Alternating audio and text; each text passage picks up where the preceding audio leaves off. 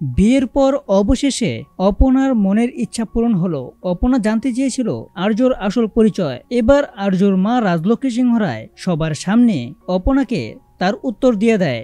বলে আর্য সিংহ রায়ের আসল পরিচয় হলো এবং আসল নাম হলো শঙ্কর চ্যাটার্জি। যেটা শুনে রীতিমতো অবাক হয়ে যায় অপনা। হ্যাঁ বন্ধুরা, এমনটাই দেখা যাবে চিরদিনই তুমি যে আমার সিরিয়ালের আগামী একদম নতুন পর্বের আপডেটে।